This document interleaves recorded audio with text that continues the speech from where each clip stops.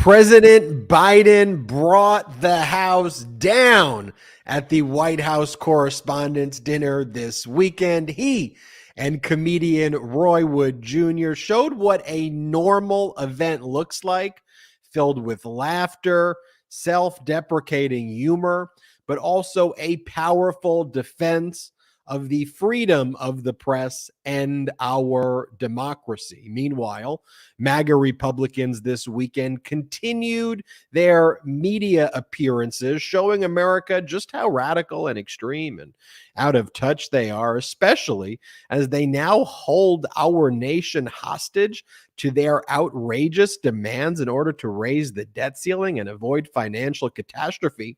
Also, we should mention Donald Trump made another appearance on Fox with Mark Levin, again showing what a maniac he is. I got to show you some of these clips. I mean, it's some of the strangest stuff in the world. Also, as Treasury Secretary Janet Yellen stated that America will likely default on its debt by June 1st. If the debt ceiling isn't raised by Congress, President Biden, like a responsible adult, reached out to the so-called Big Four congressional leaders to say, enough is enough. Stop this MAGA madness. Pass a clean debt ceiling bill so our economy can function. We'll report on that as well. Day 3 of testimony in the E. Jean Carroll trial. So where was Donald Trump? Well, not at trial. Like the coward that he is, he was far, far from the courtroom. He essentially fled to Scotland and Ireland, claiming that he would be opening a new golf course there. And just the image, the strength of E. Jean Carroll compared to Donald Trump literally fleeing for this contrived trip to Scotland and Ireland. I mean, it is so outrageous. And as Donald Trump essentially fled the country, what was his lawyer, Joe Tacopina, doing? Well, Joe Tacopina filed a frivolous motion for a mistrial. Remember, we said that here on the MeidasTouch Network that would be coming. That is what they filed. And the judge, in like 2 seconds before the court even started, was like, yeah, I'm denying that motion. You may proceed with your witness. That's what took place there. And also, Ron DeSantis continues to make a fool out of himself. This and more here on the MeidasTouch Podcast. Brett, Jordy, how are you both doing? I'm doing great, brothers. Great to see you guys. You guys are looking like really sharp tonight. And now I feel like I'm a little underdressed for the occasion. But, you know, I'm traveling. I'm over here on the East Coast. I'm in New York having a good time. Haven't seen any of those marijuana zombies that Marjorie Taylor Greene promised I'd be seeing in the streets as I roam around. Maybe the rain kind of scared them away or something. I'm not too sure, but I didn't see them out here. But it's great to be in New York, and it's great to be here on the MeidasTouch Podcast with the bros. Jordy, how you doing? I'll be seeing you here today. Welcome to the East Coast time zone, big bro. Excited to have you on the same time zone as me. Ben, come on, man. Hop onto it, man.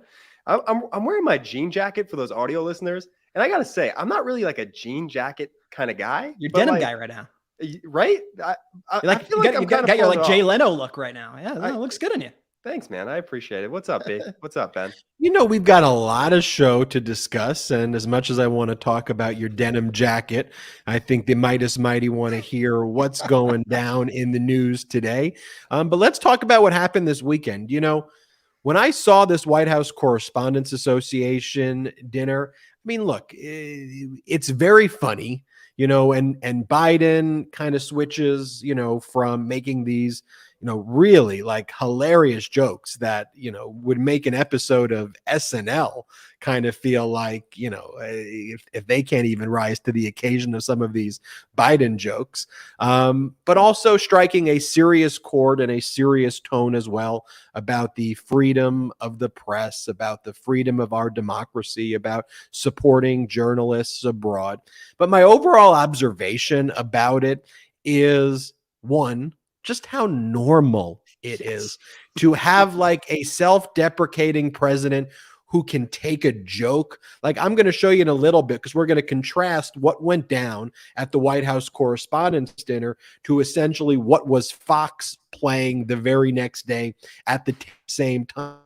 which was this interview with Mark Levin, who talks like that, and Donald Trump. Where is Mark Levin on the podcast? It sounds like he was right behind me. The contrast, though, of President Biden, like you know, people are making fun of him and joking about him, and he's just laughing, right?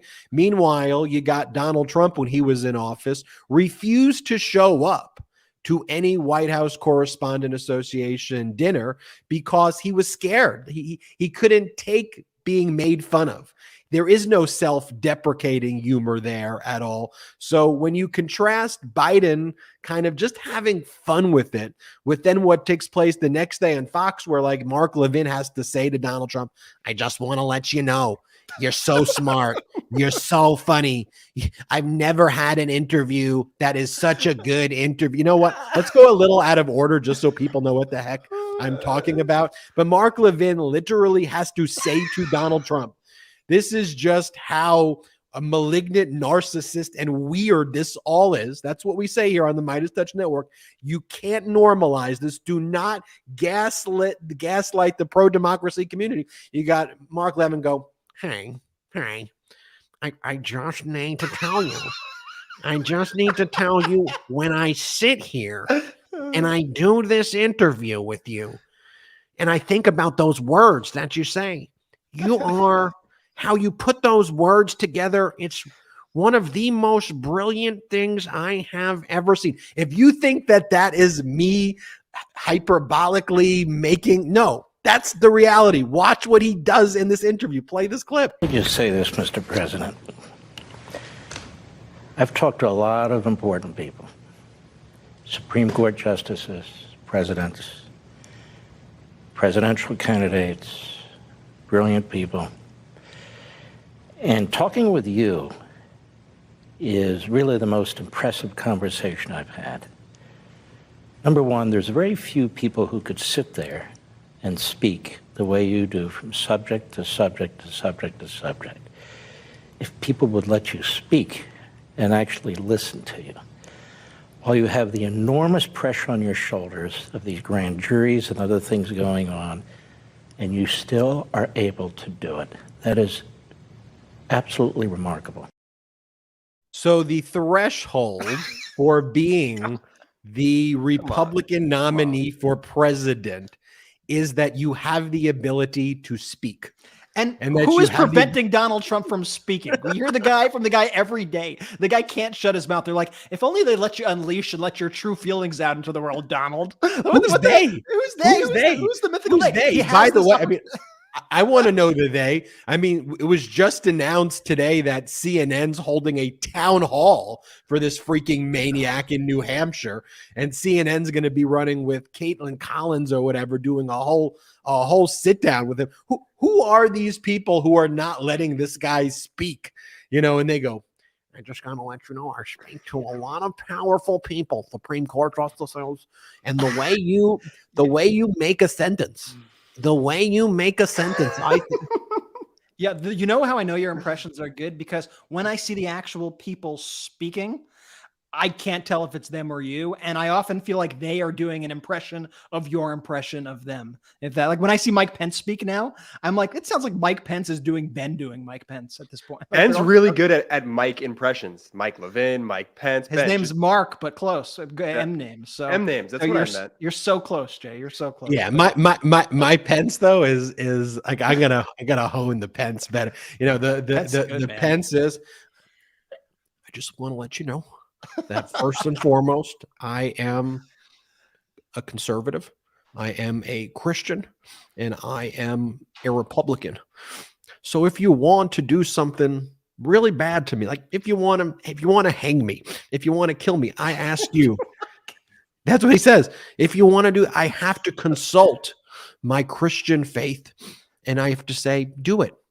Do it for the Republican Party. You notice, though, when Pence says that, what he never says, he never goes, I'm an American. He always goes, I am a Christian, a conservative, and a Republican in that order. And he never goes, yeah, I'm an American. But Brett, that interview with Mark Levin, and let's go to that one first. I mean, because I showed you that where Mark Levin like literally like makes out with Donald Trump. I mean, it is very, very weird.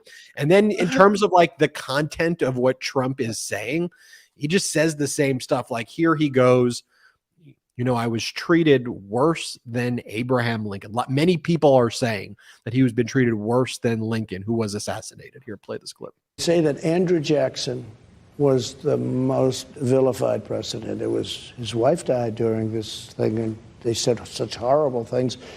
And he had a very tough presidency. He was a very good president. He was a great general and a good president. Abraham Lincoln, they say, was, he had a civil war going on, all right? But Abraham Lincoln was just vilified. But now they say Trump got treated the worst of all. Because what they did is they came up with phony stuff, Russia, Russia, Russia. It was all hoaxes. The Mueller witch hunt, which turned out to be no collusion. After 2.5 years, no collusion. I could have told them that the first day. And they had the laptop. They could have figured that out, because on the laptop, if you look at it, you could have figured that out easy. But there's never been anything. Despite that, people are saying it was one of the most successful presidencies in history, and I believe it was. Again, we built the greatest economy ever. We'll do it again. We did things, rebuilding the United States military. I rebuilt it, and then we added Space Force. We added a force. We added. I mean, the guy's a liar about every single thing. From the malignant, he rebuilt the military. Well, you didn't rebuild. What are you talking about? But Ben, if only they would let him speak, then people would realize his true genius. But go off. If only they would let him speak. If only there was an app that was controlled by a malignant narcissist who begs him to go on the platform, like, I don't know, Twitter. I mean, that's owned CNN, Twitter, Fox. Other than the MeidasTouch Network, and all I see, other than the MeidasTouch Network and some reporters at MSNBC, and maybe like one or two remaining reporters at CNN, maybe everything's controlled by right-wing disinformation, corporate media. But if only they would just let him say things like he's the one who rebuilt the military, and no one questions that. Like, oh yeah, I seem to remember that prior to Donald Trump, there wasn't a military, and he took a shovel.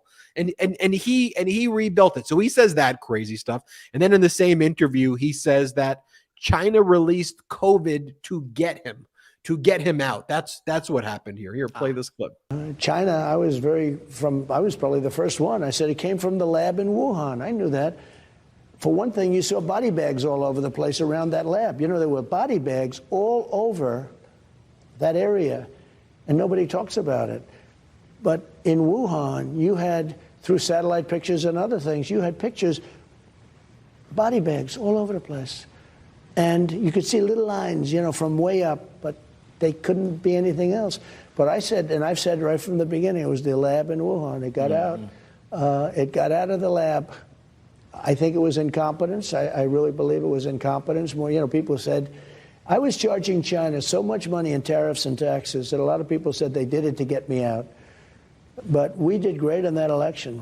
I did much better in the second election than I did in the first. You see the clip of Congressmember Jared Moskowitz in one of the committee hearings where he did Donald Trump's we don't have to play the clip, but it's Donald Trump's greatest COVID hits, where he spread all of the disinformation right before kind of COVID hit our shores, and basically said, I spoke to President Xi. He is a strong man. He is a powerful man. He has it under control. And like a miracle, it is all going to go away. Very powerful, very strong. And he continues to say that stuff about President Xi, but that's what Donald Trump was saying at the time. And then he goes, people didn't know. You didn't know. We all knew. You idiot. It's all projection again. I mean, anybody who was monitoring the news, anybody that was monitoring what was going on in Asia and in Europe knew that COVID was incredibly serious and was appropriately worried about it. And then Donald Trump, in rally after rally, would get there on the podium, on the lectern, whatever, and he would say, and then you hear about this new Democratic hoax. It's a hoax. That's right. It's Russia, Russia, Russia all over again. It's the big hoax, the big hoax. And he said that repeatedly. And then when it started to get a little realer, he would make the comments like, but President Xi, good guy, good man. He's got it under control. That president, good guy. He's got it under control. Very powerful, very strong. Very powerful. Top of his game. very handsome man. What do you mean top of his game? Like he literally says things like that. And then he waited for it to get catastrophic. And his whole thing was then like, okay, if we don't test, then we won't have COVID numbers and we'll be doing better than anybody else. And that obviously didn't work. And it was just one failure after one failure after one failure. And hundreds of thousands of people died because of it. And when Trump there blames the incompetence of China for COVID here in the United States, it's once again more projection of his own incompetence that he refuses to acknowledge. As President Biden says, don't compare me to the almighty. Compare me to the alternative. And it's a funny line that he repeats over and over again.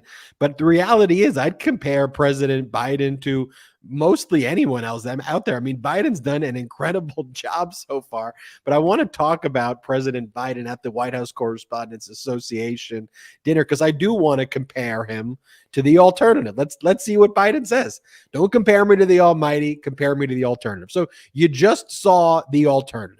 The alternative that you just saw in Donald Trump, that's who the MAGA Republicans want to give the nuclear codes to. That is who they want to make decisions over your life, over your family's life. That's who they want to hold those decisions with him. I mean, it's so insane to me to even think about that. But comparing that to President Biden.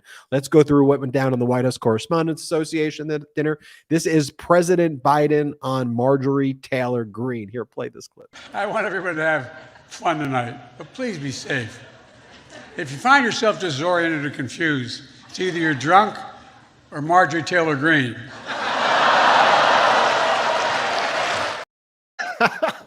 That's so good. Here's President Biden on Tucker Carlson. This dinner is one of the two great traditions in Washington. The other one is underestimating me and Kamala.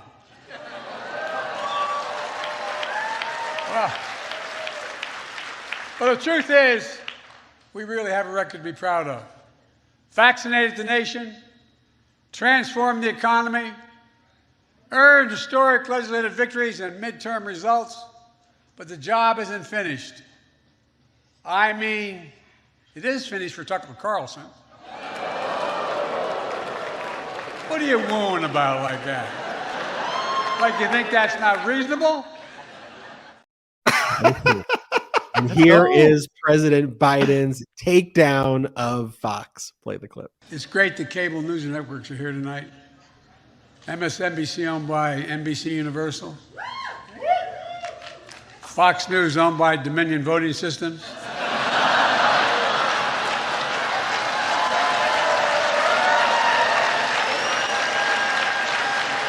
Last year, your favorite Fox News reporters were able to attend because they were fully vaccinated and boosted. This year, with that $787 million settlement, they're here because they couldn't say no to a free meal.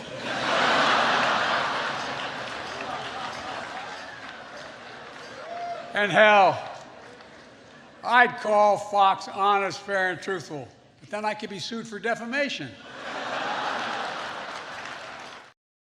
It's really good. It's really good. Real. It's Strong set. Strong. President Biden on Ron DeSantis. Had Ron DeSantis, I had a lot of Ron DeSantis jokes ready. But Mickey Mouse beat the hell out of me, got there first.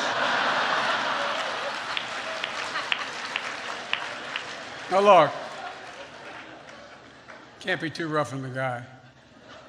After his re-election as governor, he was asked if he had a mandate. He said, hell no, I'm straight. I'm straight. Let me tell you, that joke works on multiple levels, and it's what makes it so funny to me, because he simultaneously called DeSantis homophobic and stupid with the one line, and that's what's so brilliant about that one. No, it was really great. I also like when he was like, you can't be too tough on the guy, even though that was not the actual joke, because DeSantis has like the thinnest skin, and it wasn't like the main joke. You can't be too tough on that guy. Of course, he took out his dark Brandon persona. Here, play this clip. I'm going to turn this over to Roy. Roy, the podium is yours. I'm going to be fine with your jokes, but I'm not sure about Dark Brandon.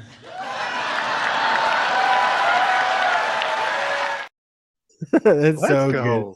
And I want to go to this one serious moment, though, because it reminded me a lot of the State of the Union. And I'll explain why after I show the clip. But this was President Biden talking about the importance of the press in general. Play this clip. Let me start on a serious note.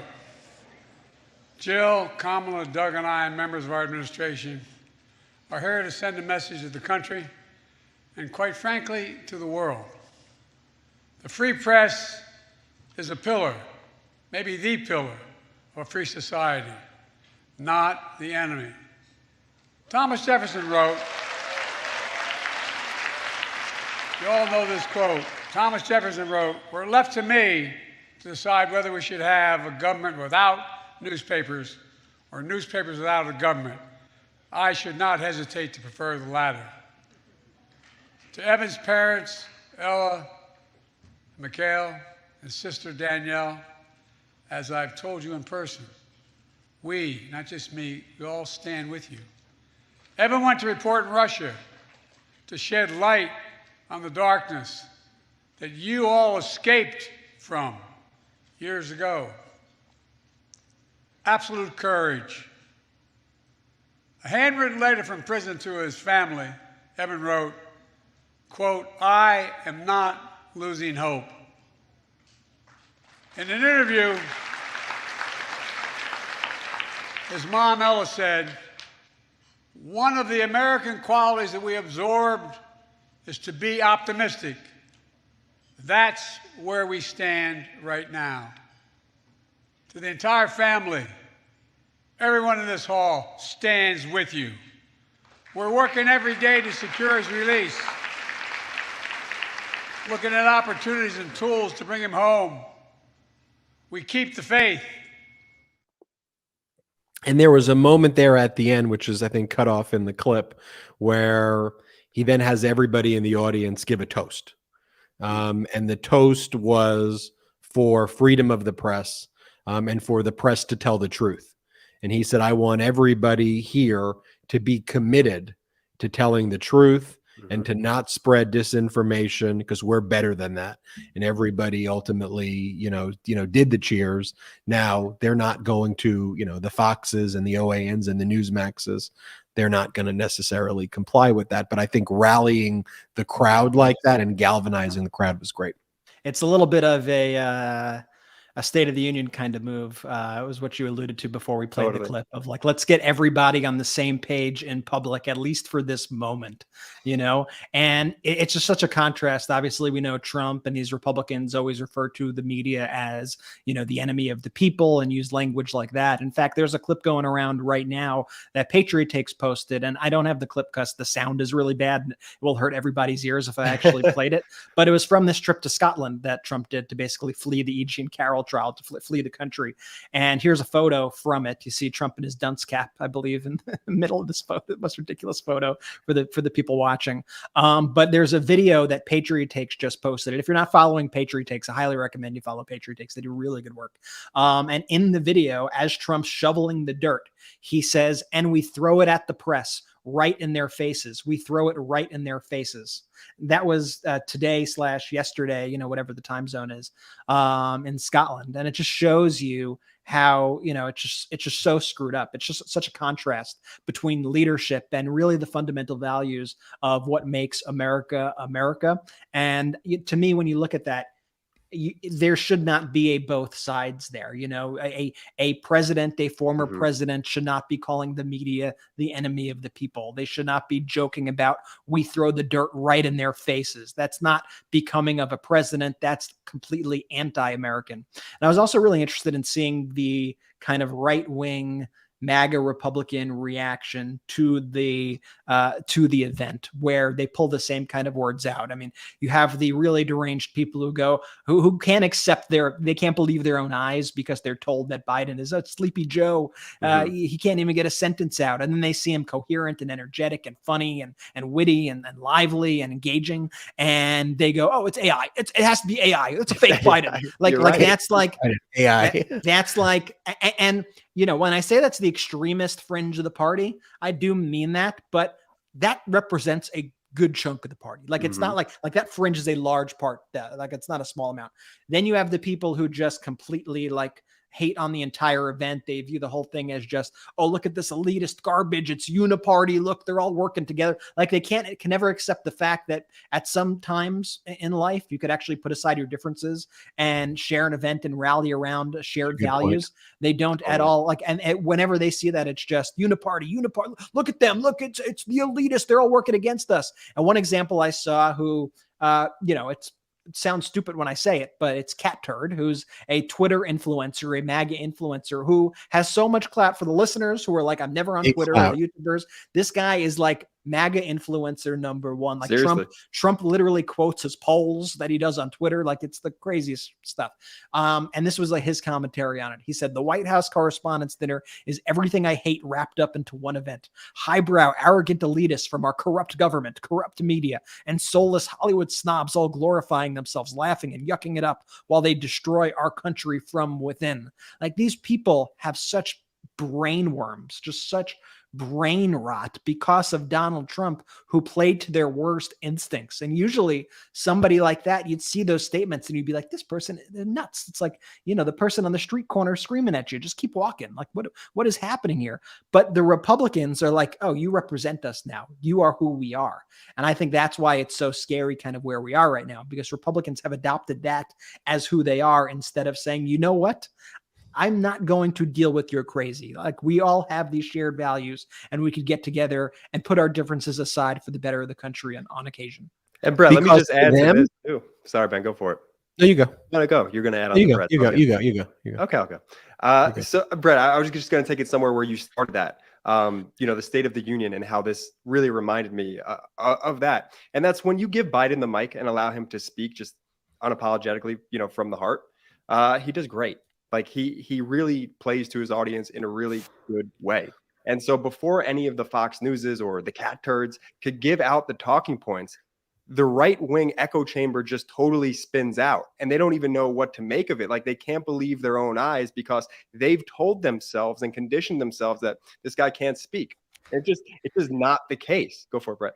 Roy Wood, to your point, had a joke that like exactly aligned with your point, where he made, I'm paraphrasing, but it was something like, Tucker's not on TV anymore. So there are a whole lot of people out there who don't know why they hate you right now, because they really are just sitting back waiting for their talking points to come in to fuel their rage. And they're fleeing Fox right now. They're actually leaving to go to all these other networks. And we'll get to that, because I actually do want to talk a little bit about this CNN Trump event. I know we got a lot to talk about, but Ben, I want to turn it over to you if you want to hit anything else first. Yeah. And again, as President Biden says, don't compare me to the almighty. Compare me to the alternative. And look, I don't know about you, but I like seeing an event where people are smiling and laughing and having a good time together and not spewing hate. When we come back from a quick break, I want to show you the alternative. I want to show you what Marjorie Taylor Greene was doing and the types of disgusting things that she was saying. I mean, she's talking about Hunter Biden and Pornhub, and it is beyond bizarre. We'll talk about that, and Donald Trump fleeing the country as another day of testimony took place in the federal courthouse where he's a civil defendant. That and more after this quick break. This show is sponsored by BetterHelp. Now, it's so easy to get caught up in what everyone else needs from you and never take a moment to think about what you need for yourself. Now, I know in my own life, I'm dealing with a lot of different factors, be it family, friends, or even work. And when we spend all our time giving, it can leave us feeling stretched thin and frankly burned out. Therapy can give you the tools to find more balance in your life, so you can keep supporting others without leaving yourself behind. You see, therapy, it's helpful for learning positive coping skills and how to set boundaries, and generally speaking, how to become the best version of yourself. And by the way, therapy, it's not just for those who've experienced major trauma, it's for everyone. Because what you're going through, it matters. If you're thinking of starting therapy, give BetterHelp a try. It's entirely online. It's designed to be convenient, flexible, and suited to your schedule. Just fill out a brief questionnaire to get matched with a licensed therapist and switch therapists at any time for no additional charge. Find more balance with BetterHelp. Visit betterhelp.com/Meidas today to get 10% off your first month. That's betterhelp.com/Meidas today. Thank you. Now let's take a quick break to talk about our next sponsor, Neurohacker Qualia Mind. Now, just like you, throughout the course of a workday, we here at the MeidasTouch Network, we're juggling a lot of different tasks and assignments. That's why we're so proud to partner with Neurohacker Qualia Mind to keep us focused and improve our memories. Transforming willpower and productivity can in turn transform tons of life habits for the better, from workouts to job performance to life goals. And that's why it's so important to have a sharp memory in today's working environment. Look, we've all misplaced something before and ended up down on ourselves, whether it be our keys or leaving something at work, because how could we forget that? Well, worry no more. Our sponsor, Neurohacker, combines 28 of the most research-backed nootropic ingredients on Earth into the ultimate brain fuel formula, Qualia Mind. And it's been changing people's lives for years now. For my daily mental health performance and supporting long-term brain health, Qualia Mind is indispensable. It's so cool to take a health product where you don't have to worry if it's working because, well, it is. Now, I noticed the difference in just days to my focus, my mood, my memory, and my willpower to get things done. The formula, it's non-GMO, vegan, gluten-free, and the ingredients are meant to complement one another, factoring in each ingredient's effect on mental clarity. It's also backed by a 100-day money-back guarantee. So you have almost 3 months to try Qualia Mind at no financial risk and decide for yourself. See what the best brain fuel formula on Earth can do for your mindset. Go to neurohacker.com/Meidas for $100 off. That's only $39 a bottle. And as a listener of the MeidasTouch podcast, use code Meidas at checkout for an extra 15% off your first purchase. That's neurohacker.com/Meidas to try Qualia Mind with code Meidas to experience life-changing mental performance. Good read, Jay. Really good read. Let's go. Really. Thanks, B. I appreciate it. I really try hard on those. You You do a great job, and I want to let you know I think you do a really good job as the ad guy. Thanks, man. I use those products, and I would buy them based on your salesmanship right there. Oh. Okay, where we last left off, we talked about President Biden at the White House Correspondents Association dinner. We also talked about his line, which is, don't compare me to the almighty. You could compare me to the alternative. It's okay. And so when we last left off, we said, let's show you the alternative. So that was President Biden giving an uplifting speech at the White House Correspondents Association dinner. Now, this is MAGA Republican Marjorie Taylor Greene. She is basically the de facto leader of the Republicans in the House of Representatives at this point. She has powerful assignments on the House Oversight Committee, on the Homeland Security Committee. She has one of the most prominent roles for the House Republicans and for all members of Congress. I mean, you don't get more powerful seating assignments than she has, and Kevin McCarthy gave that to her because she's the face of the modern day Republican Party. And so this is the speech that she gave, which is the hate rallies, the disinformation that they spew. It's weird, it's hateful, it is very anti-American. Play this clip. Here's what I found out this week. There is a website, you may or may not have heard about it, called Pornhub. It is a disgusting porn website. As a matter of fact, it should be illegal. I don't even know why it exists. But Hunter Biden used to have multiple accounts on this Pornhub pornography sex website.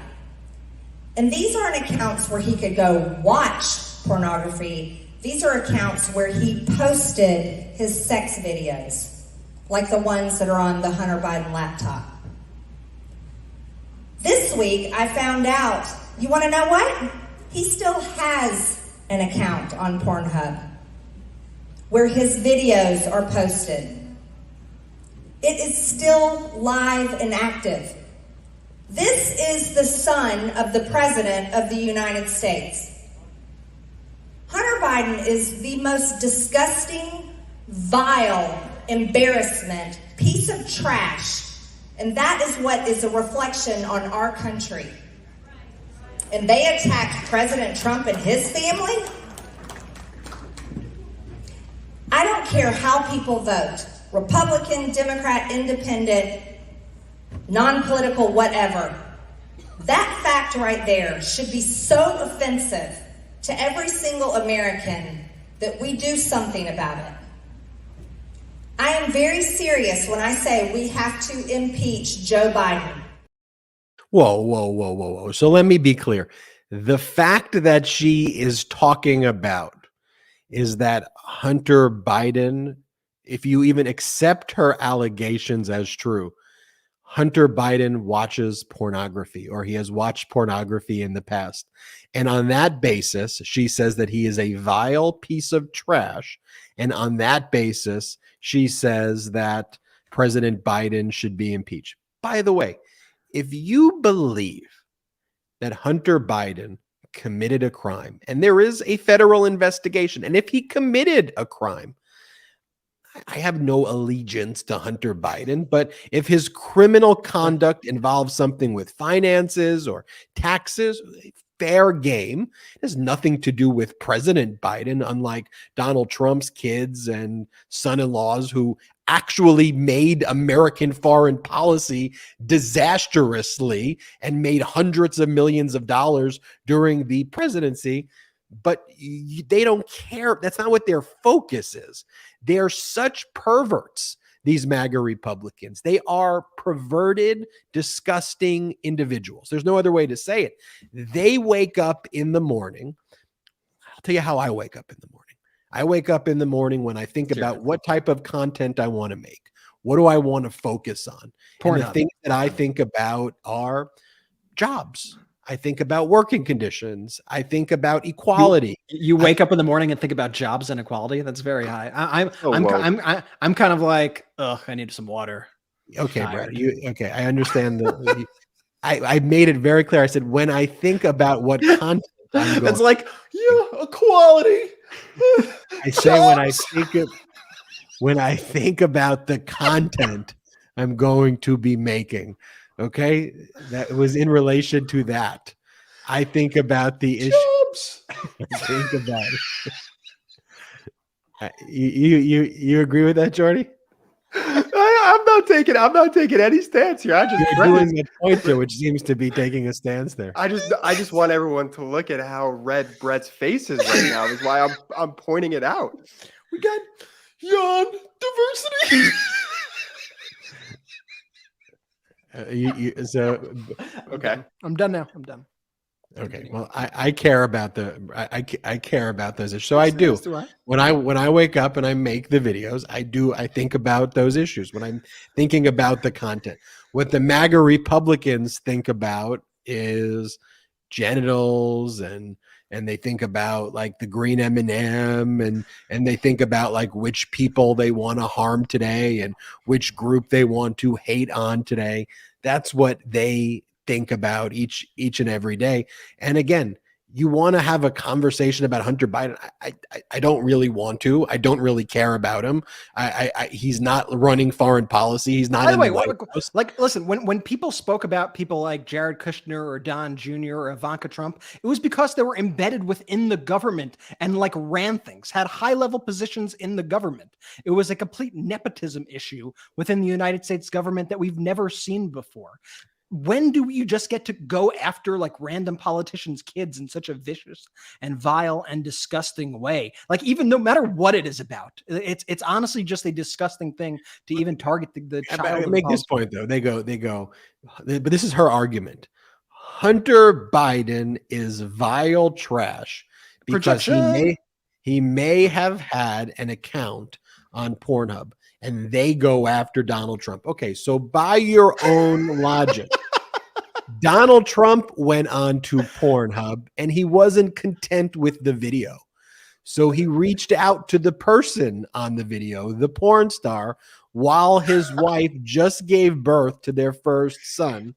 He had 2 seconds of sex with her and then paid her off hush money and then falsified business records to claim the hush money payment to her was a legal expense so that his wife wouldn't find out that he had sex with the porn star that he located from pornography movies. Like, while he was running for office. So if you even take her example right there, and she's like, I just happened to be on, have you heard of this site?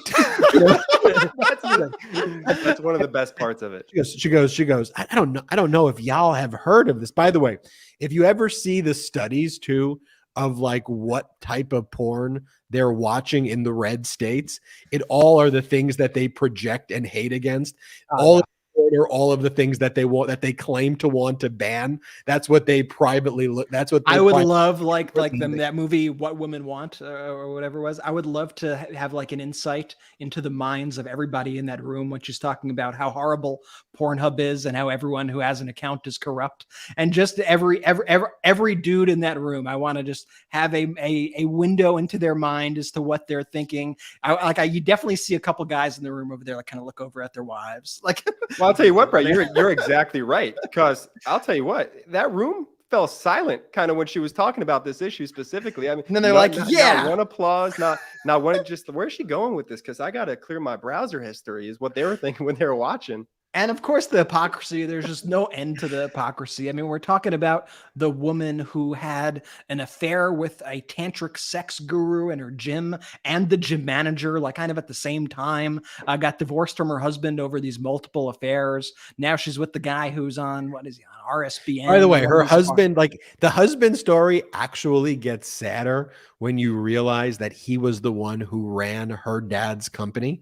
So basically, like the way she made money is that, you know, people don't realize like where'd she come from. She's kind of a trust fund kid too, and people don't really know that about her. Her dad ran like a real estate or construction company and made a lot of money. And her husband, who she cheated on, was the one who ran the company for her. And then she ran out with all the money that they had and basically did her whole theatrics where she would, you know, harass the kids who were school shooting victim survivors and all of that. And that's how she made a name for herself. So people don't know the origin stories of her and her. Can't buy class. What'd you say? I said you can't buy class. That's for sure. Can't. And she. All right. So let's go though. So again, you can't compare me to the almighty, but compare me to the alternative. I want to show you, this is MAGA Republican Representative Tim Burchett, who was on CNN, one of the last good reporters on CNN. Acosta interviewed him and asked him, why'd you say before that, you know, that politicians can do nothing about gun violence? Like what? And he gave like an even worse answer. And he was like, well, I was just talking about Christian revival. I mean, what are you talking about? Here, play this clip. Let me ask you on another topic. We had another horrific mass shooting down in Texas, as you know. 5 people killed after they asked their neighbor to quit shooting guns in his front yard. Let's listen to something that you said after the mass shooting in Nashville, and we'll talk about it. We've got evil in this country, and everybody just needs to tone down the rhetoric a little bit, because all that does is gin it up in both sides, and then they point the finger and nothing happens. Because if you think Washington's going to fix this problem, you're wrong. They're not going to fix this problem. They are the problem. It doesn't concern you that other countries don't have this level of gun Other violence? countries don't have our freedom either. You know, it's the United States of America. My father fought for this country. My mama flew an airplane. My mama lost a brother fighting the Nazis. Dad fought the Japanese. We've got incredible freedom in this country. And when people abuse that freedom, that's what happens. Congressman, getting back to when you were saying that Washington's not going to fix this, a lot of people listen at home to that. And I mean, you like to speak, you know, plain English to folks. A lot of people listened to what you just said and said, wait a minute, it is your job to fix this. And it's unacceptable to have mass shooting after mass shooting after mass shooting. Why not fix this? Get together with the Democrats and get it done. Well, it happens a lot, Jim. That was cut off a little bit. I was probably speaking more from a Christian perspective. I also went on and said we need real revival in this country. I feel like we've turned from the Lord, and I know that maybe makes people's heads spin off sometimes when they hear somebody like that me say that. But it's just the lady. But there's Christianity in other countries, and they don't have mass shootings. Well, they don't have our freedom either. They don't have a Second Amendment and also the you know, you want what happens. But what about is that say, point? well, take away the. But what about that point that you should be the ones to fix it? To say, well, we're not going to fix anything here in Washington. Well, that's your job. Okay. She broke over 20 laws. What law are you going to do? You know, now you have people that can print guns. Well, maybe don't prevent the laws that ban people from printing guns. And these people, they just don't want to do anything ever. And then they like, thankfully Acosta calls out that moron. Like, well, do anything ever. All right. It's like, well, a lot of countries have Christianity, a lot of countries have mental illness, it's not just America. Well, they don't have our freedom. They certainly don't have our freedom here. A lot of countries have a lot of freedom. Actually, if you look at the freedom scale, like there are actual reports that judge countries by a level of freedom. The United States doesn't even rank top 10. Like the United States is actually quite far down that list, but it's not freedom to have to worry about going to a grocery store and getting shot. It's not freedom to send your kids to school and worry if they're going to make it home that day. Like that is not freedom. And this whole idea of freedom that they try to spread is just BS. I mean, look at what happened in Texas over the weekend. This is an example of Republican freedom, right? There was a shooting, left 5 people dead in Texas this weekend. And it was like a weird neighbor dispute. The neighbors asked the guy to stop shooting his AR-15 because in Texas, you could just take out your AR-15s and start shooting it because it was scaring the neighbor's baby. And the guy responded by taking his AR-15 and killing 5 people, including a 9-year-old. That's freedom in Burchett's mind. When you say Burchett quick, it sounds like you're saying bird shit, which I think was. which is a good comp. Which I think that was, good job, Lord, on that one. But and then like Abbott's response on that was just completely cruel and heartless and ghoulish, where he was like, 5 illegal Americans were killed. Like, what are you talking about? Like 5 people were shot because of your crazy psychotic gun policies, right? Because Texas is the wild, wild west. And these Republican states, gun violence is running wild. And you have the nerve to say the criminal who killed 5 illegal immigrants and turn this into an immigration issue, like that's going to solve it. It is just so disgusting the way they pervert these phrases. And, we're lucky that we have Acosta on CNN. I think he is the last saving grace on that network. Jordy, I know you're a big Acosta guy. You want to give an Acosta shout out? Big Acosta shout out. I mean, that's exactly how you push back on that type of behavior. This should terrify everyone. That Burchett, I'm trying to say it best intentionally now. His response to that should terrify you. Do you know why? Because that's the best response he came up with to that question after 2 weeks of him making that statement. You know what I'm saying? Like that is bananas. That guy is helping to pass laws in this country. And meanwhile, he knows he's going on Acosta. He's going to get pressed about his stupid comments he made on the steps. And that's what he had.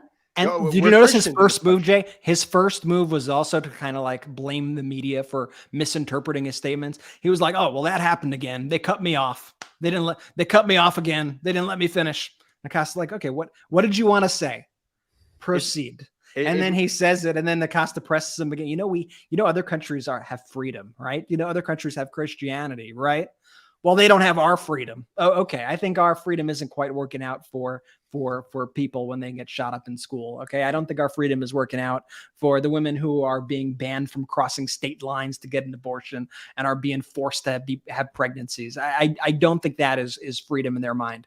But CNN right now is also experiencing, its own really sad shift. And we've been noticing this. And brothers, you remember, like we did a whole expose on this too, when the shift happened. You could look up our original YouTube video from maybe over a year ago, or at least months and months and months ago when we spoke about this.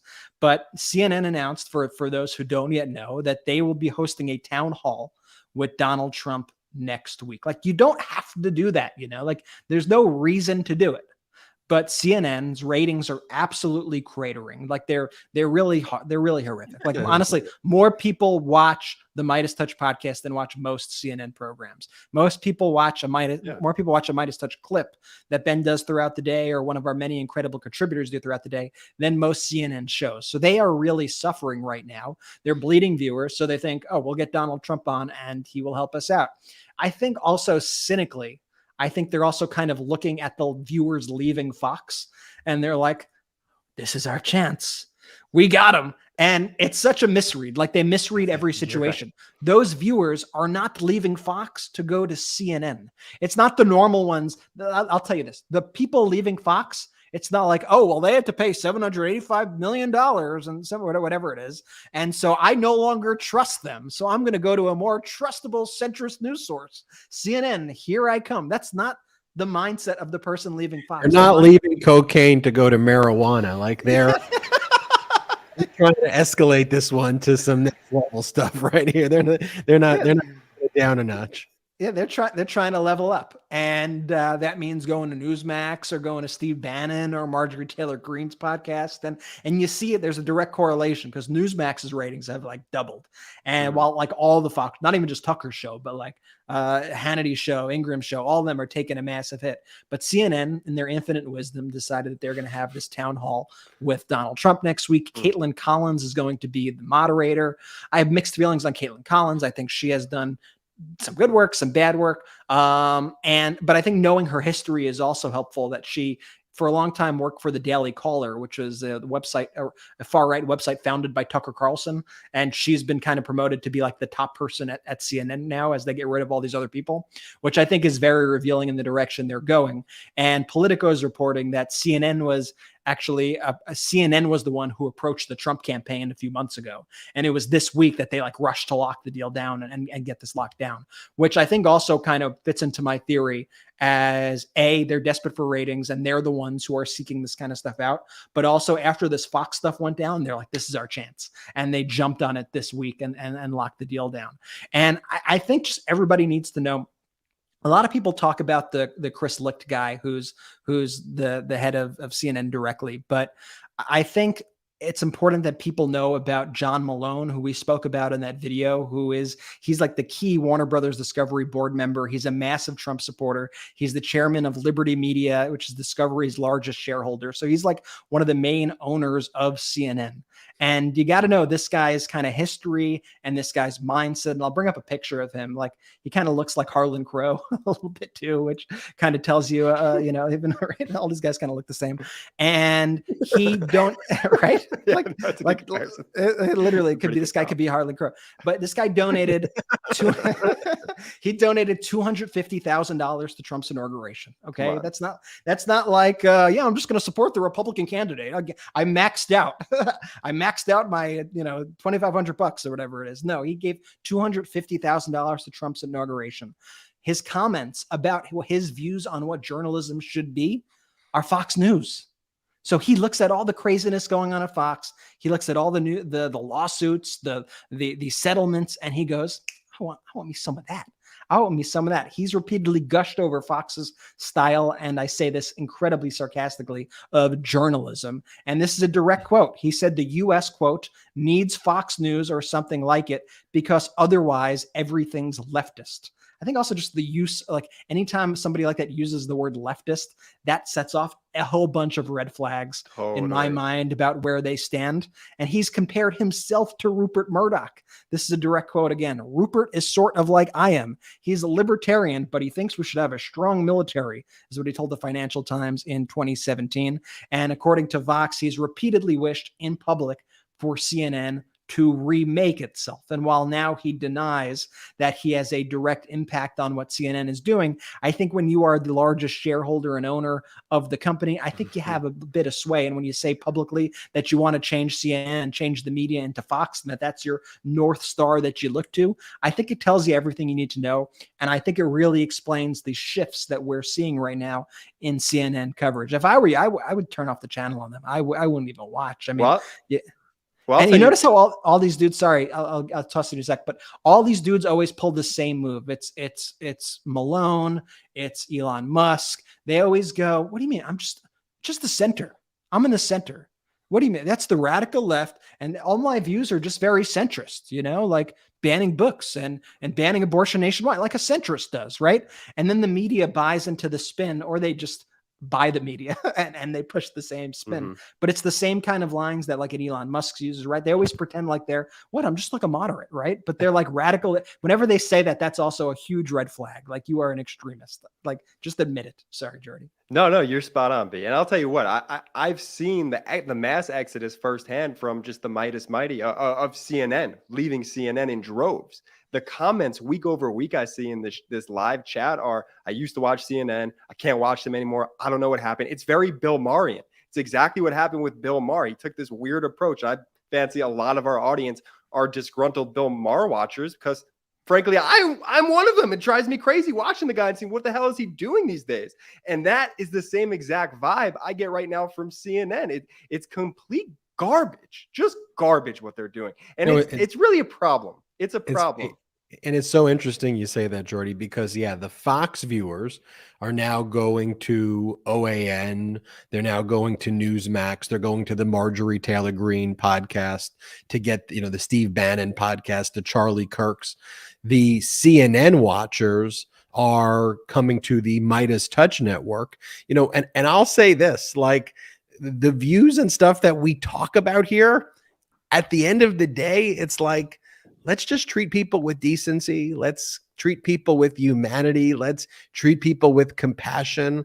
Let's focus on like the 99% of Americans out there. That's not to say that, we're against people who are in the 1% at all. Like if you run businesses, there's great, but like pay your fair share of taxes. There's no reason that the school teacher, the bus driver, the workers should be paying more taxes than the billionaires. And it's just a strange thing to me, and a complete perversion of what should be the reality of our priorities, where, the MAGA Republicans are out there, backed by Fox and these right-wing channels and people like who you just discussed, Brett, talking about what they want to cut in order to raise the debt ceiling. And it's like stuff that like crushes people.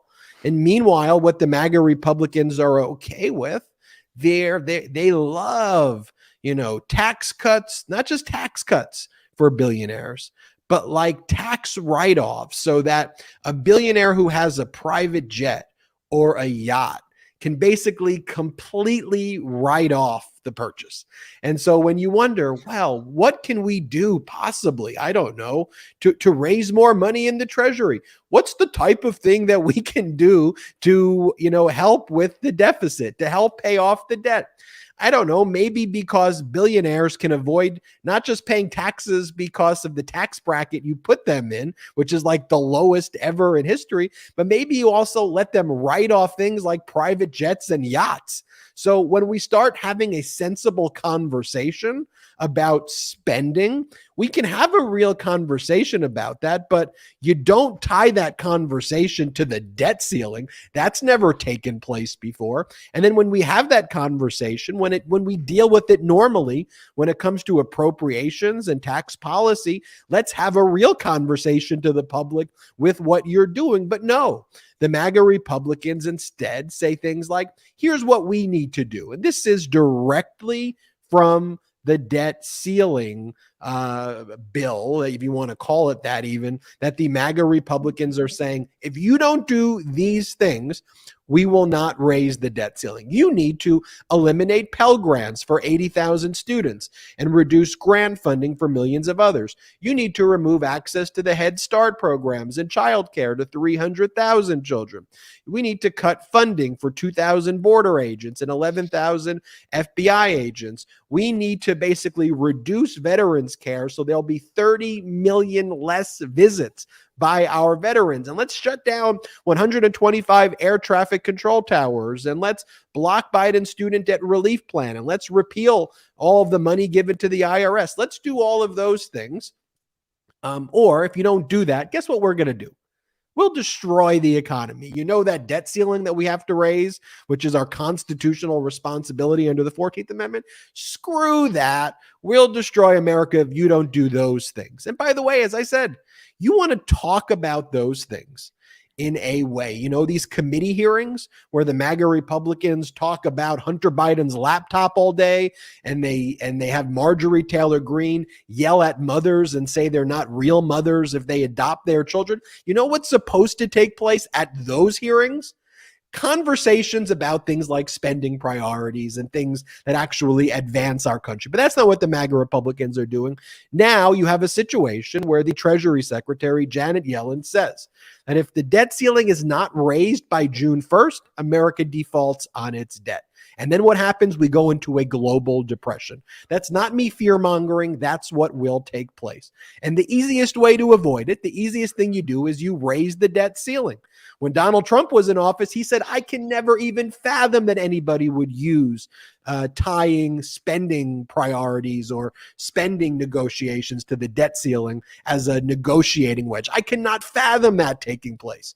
And so before, Kevin McCarthy and everybody would just raise the debt ceiling, and that's just what you did. By the way, 97% of all debt 97% of all debt was created before President Biden was in office. 25% of all debt that our country's accumulated in its entire history was created by Donald Trump. And with all of that, the debt ceiling, which is how we have to pay off our past spending. It's not about future spending. That's not what the debt ceiling is. Future spending is about appropriations. It's about where money goes to the future. Debt ceiling is about paying our past bills. You know, Kevin McCarthy gives this example. Oh, it's like when your kids raise your credit card, you know, and just fill up your credit card with all of these charges. And they're like, you better pay it. Kevin McCarthy, in that example, you are the child. You are the child who has run up all of the charges, and then you've now said, well, we're the adult and we're not paying for the charges that you ran up. You ran them up, period, full stop. And by the way, I've done a deep dive. I've read that bill. 320 pages of that bill. You know where the debt ceiling part of that bill? That's the first page right there of it. You know where the debt ceiling portion is? On page 319. 319. It is the very last sentence. You know what the other 318 pages are? All of those cuts that I just discussed. So example, you're seeing right there, Title I, discretionary spending, limits for discretionary category. And as you go in there, it repeals all discretionary spending. It says, we hereby repeal all of the money that was allocated. There is another section, there it is right there, rescission of unobligated coronavirus funds. And it talks about we're going to repeal any unallocated funds that would go to the things like I just mentioned. And it just says it. We are hereby repealing it. And so then what do they want to do? They want the veterans to come in and beg them. They want the veterans to come in and say, please, please, we need health care. And then they'll go, nope. Sorry, we have other spending priorities. Pull that last one up there as well, Brett, because this last one is congressional review. Part of the bill, when you look through it also, is they basically effectively want to stop President Biden from doing executive orders. So any executive order that could potentially be deemed under this definition a major issue, that an agency can't engage in any action, that Biden can't engage in any executive order, that all of that has to be approved by the Republicans in the House of Representatives. It is it is more insane, that bill. It's not a serious bill. It's one big poison pill that's designed to be laughed at and mocked and rejected so that they could say, look, we're doing something. Look, we passed something. If only President Biden agreed to our hostage demands, we wouldn't have this problem now, would we? That's the only reason that they pushed this bill through. And now we're learning that President Biden has, in fact, reached out to Kevin McCarthy today and to the four major congressional leaders, including Mitch McConnell, and Chuck Schumer, and Hakeem Jeffries, to discuss the debt ceiling, because we are now 1 month away from a potentially catastrophic default on the debt, which would crash the global economy. They are playing a game of chicken, and Republicans are taking an absolutely unprecedented stance right now, and they are putting our country at risk. They are threatening our veterans to do it. They are threatening those who rely on programs the most to do it. It is an absolute disgrace, and their move when they are called out on it is to go, lie. It's a lie. Like if you look at the House Judiciary GRP account, it looks like Marjorie Taylor Greene at the State of the Union. It just says lie, lie. And then you see everybody call them out in the comments, but that's all they have. It reminds me though of when Rick Scott went on to Fox and had, what's the host's name, who called him out and said, it's in the plan, man. It's in the plan. It's not a Democratic talking point. It's in the plan. And I could say the same thing right now to Republicans. Listen, you could say, oh, lie, Democratic talking point, this and that. It's in the plan. You put it in writing. No one is buying your BS. Couldn't agree more with you. Let's talk about Donald Trump fleeing the country while he's on trial in the E. Jean Carroll case. Couldn't be further from the courthouse. I mean, how cowardly can you be? And the contrast between Donald Trump fleeing the country and E. Jean Carroll courageously giving testimony couldn't be in starker contrast. Let's talk about that right after this quick break. And now let's take a quick break to talk about our next partner, Hold On. Plastic. It's everywhere. It's everywhere we look, and not enough is being done about it. 100 billion plastic bags are used and then thrown away every year. Yeah, that plastic bag you see in the gutter or floating in a stream or washed up on the beach, multiply that by 100 billion. Yikes. Am I right? But there's a better way, and it could start with a better bag. Hold On is a company born from the idea that there must be a better way to go about our daily chores. Now, trash bags and kitchen bags, they're necessary staples, but do they need to be 100% plastic? 100% no! Hold On trash and kitchen bags are heavy-duty, plant-based, non-toxic, and 100% home compostable, which means they break down in weeks, not decades, without filling up our landfills or polluting our oceans. Hold On wants to be part of the growing movement away from single-use plastics, which, if you ask most experts, is the single worst kind of plastic. At every stage, production, disposal, decomposition, plastic bags are doing harm to our earth, our water, and even our bodies. Hold On is absolutely amazing. 1, they're a woman-owned, woman-founded company. 2, the Hold On bags are incredibly durable and sleek. It's so good to know that what I'm using is plant-based, non-toxic, and 100% home compostable. To shop plant-based bags and replace single-use plastics all over your home, visit holdonbags.com/Meidas or enter Meidas at checkout to save 20% off your order. Sustainability has never been more simple. That's HOLDON bags.com/Meidas, MEIDAS, or enter Meidas to receive 20% off your order. Small things can lead to lasting change if we stop and say, hold on. Thank you, Hold On, for sponsoring this episode. Let's take a quick break to talk about our next partner, ZBiotics. Now, if you're like me, you've probably skipped a workout because of drinks the night before. Like, it happens. But if you're committed to your healthy routine, you need ZBiotics. ZBiotics Pre-Alcohol Probiotic is the world's first genetically engineered probiotic. It was invented by PhD scientists to tackle rough mornings after drinking. Here's how it works. When you drink, alcohol gets converted into a toxic byproduct in the gut. It's this byproduct, not dehydration, that's to blame for your rough next day. ZBiotics produces an enzyme to break this byproduct down. It's designed to work like your liver, but in your gut where you need it most. Just remember to drink ZBiotics before drinking alcohol, drink responsibly, and get a good night's sleep to feel your best tomorrow. Now, I can't lie, after we hit 1 million subscribers, I may have partied a little bit too much that night. But luckily, I knew I had ZBiotics. Now, as instructed, I drank a bottle of ZBiotics before any alcohol, and I was amazed at just how good I felt the next day. Give ZBiotics a try for yourself. Go to zbiotics.com/Meidas to get 15% off your first order when you use Meidas at checkout. ZBiotics is backed with a 100% money-back guarantee. So if you're unsatisfied for any reason, they'll refund your money, no questions asked. Remember, head to zbiotics.com/Meidas and use the code Meidas at checkout for 15% off. Thank you, ZBiotics, for sponsoring this episode.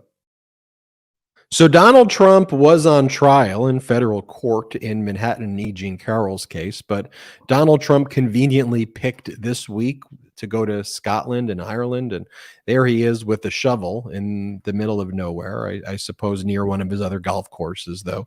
Like, it just shows you how contrived this is, because like he clearly did not have to be there today for that event. Like, he was scared to be there in court. He was scared to be anywhere around her, and he wanted to give an excuse to his followers about why he wasn't going to be in trial. So he posted, "We'll be leaving for Scotland and Ireland soon in order to see and inspect my great prior." Like, that's to say to his people, no, you are a coward. You are afraid to be in a room with E. Jean Carroll. Let's just be clear. The golf courses and hotels are among the greatest in the world. Turnberry in Aberdeen in Scotland and Doonbeg out in Ireland. We'll be meeting with many wonderful friends and cutting a ribbon for a new spectacular second course in Aberdeen. Very exciting, despite the fact that it is Make America Great Again that is on my mind. In fact, America will be greater than ever before. And it's always such projection too. When he goes, will always be on my mind, he's just thinking about the E. Jean Carroll case. And so, but look, he came up with a fake reason. He's a coward. He's being sued for something very, very serious. He's not showing up. And all is he not showing up? Wants to get the hell out of the country. And so he basically threw it at Tacopina, and Tacopina filed this ridiculous motion for a mistrial that we said that was coming here. I said, look, here's what he's doing with all of these pretrial filings. He's trying to basically blow up the case, file a motion for mistrial. It's never going to work in front of Judge Lewis Kaplan because it's just utter nonsense. I'll tell you about what the motion for, that's Judge Lewis Kaplan there for those watching, and for those on audio, we're showing a photo of what Judge Lewis Kaplan looks like. Mad Dog Kaplan. Kaplan's no nonsense Kaplan. But when Tacopina entered court today, I want to show you first how he was greeted and how E. Jean Carroll was greeted. Here, play this clip. Shame on you. Enabling a rape. Tacopina. What is on you? Shame on you. Thank you. Thank you so much. Thank you so much. Thank you so much. You are so brave. We believe you. Millions and millions of women believe you. Okay, can you just play the Tacopina part? You could stop right over there. Just play the when they call him Tacky Tacopina, and like you see. I wish I could keep Ben's face on the screen when they say Tacky Tacopina. Because if you look at Tacopina's face, he gets like he's really annoyed by it. It really gets. You're so right. That's the funniest part about it, is that they're so under his skin and he's so annoyed. And when they go Tacky Tacopina and you watch his face, and he's like, it's just a funny way to enter like your place of work for the day. Here, play this clip. Shame on you.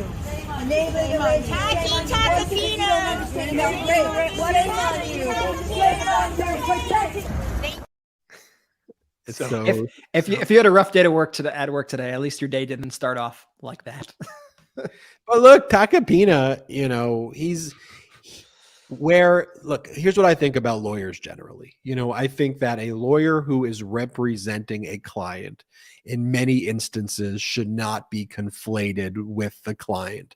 100%. Unless the lawyer conflates himself with the client and acts like the client. So at some point, a lawyer can say, I'm representing the client. I have a job to do. And at that point, I'm okay. If a lawyer represents someone who's accused of a serious crime, that is embedded in our Constitution, and everybody has a right to a criminal defense lawyer. They have a right to counsel. And I think that being a lawyer is an honorable profession, even if you represent people who are accused of doing bad things and people who do bad things. I draw the line where you represent people who are trying to overthrow our democracy, because then you're trying to overthrow our Constitution, right? It's kind of like when Donald Trump tries to invoke immunities like executive privileges, the way President Biden's like, no, you don't get to try to overthrow our Constitution, then invoke our constitutional protections. So that's number one to me. And number two, when you as the attorney act like the client, and you go on and you basically assume that persona and not defend the client so much as act like the client. And I think that's how Tacopina has behaved. And then people go, it's interesting because when the Ghislaine Maxwell trial took place, right? No one attacked her lawyers. But you know why? Because Ghislaine was there. She showed up every day to court. And it's a criminal case. So and you didn't see the attorneys saying just terrific things to the media every day and putting on this ridiculous bravado and just being disgusting. Like, I do believe And I think it is an American belief that everybody has a right to the attorney, no matter how horrific your crimes attorney, are. I better believe it. You better believe that, right? You have to. But I think your point about them taking on the persona of their client and then going on these TV networks, spreading this disinformation, bloviating, I think that's where I draw the line. And you could go on TV and discuss the case and put out as powerful as a defense that you can. That's your job, right? It's your job to defend your client, and I have respect for that. But what people like Joe Tacopina are doing, what people like Alina Habba are doing is so beyond the pale of what an attorney should do. And you should notice, like in Trump's case with the Manhattan DA, it's not like we're sitting here ragging on Susan Nicholas. Most people listening to the show probably don't even know her name, because she is quietly doing her job of representing Donald Trump. And that's okay. It's honestly okay. That's how it should be. But she's not going on TV and saying, "Oh, it's all fake news. The media's a liar. You're a liar." She's not pulling that stunt. And once you start doing that, to me, you lost all my respect. I will not defend you at all. And I frankly think you are demeaning the entire profession and making it look horrible. The Susan Nicholas example is a great one because she's Donald Trump's criminal defense lawyer. No one knows who she is. I know who she is. And if you watch MeidasTouch Network, you probably know who she is, but most of the public doesn't know who she is. I wouldn't even think about, at this point, like, why would I go after Susan Nicholas? Like, it would be a weird attack for me to be like, she represents Donald Trump. What a loser to do that. Because the reality is that Donald Trump's, been charged with crimes. He should have a lawyer. He should have competent counsel. But if Susan Nicholas were to go on TV and start acting like a complete buffoon, like Tacopina acts, like Tacky Tacopina is acting. How many times do you think he's gotten that? I mean, it really penetrated. I'm gonna one up your comment, Jay. How many times has Tacopina gotten it versus how many times has Ben watched that video today? It really makes me crack up. There's so many nuances of it. Just how he walks in and he's angry and he filed this horrific motion and he knows that Donald Trump just fled to Scotland and he's got to show up there and cross. And then they greet him and they're like, "Shame on you, Tacky Tacopina." And it's a great nickname. I wish I came up with that one. Michael Cohen has some nicknames for him, which can't be repeated here, but you can watch Political Beatdown to look at this. So here's the motion for mistrial that was filed by Tacky Tacopina early in the morning. He said that here's why the judge needs to throw out the case and declare a mistrial. One, he says that he blames the judge. He says the judge mischaracterized the evidence of the plaintiff. He said, 2, the judge bolstered the testimony of plaintiff.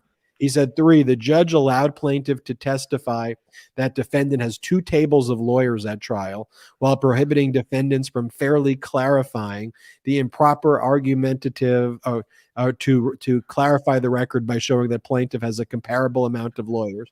4, continuously sustaining improper argumentative objections of plaintiff's counsel as to questions using a well-established and a looping method cross-examination, permitted the testimony of Natasha Stoynoff without any voir dire of the witness. By the way, as of the time of this, the time he filed this, Natasha Stoynoff hadn't even testified yet.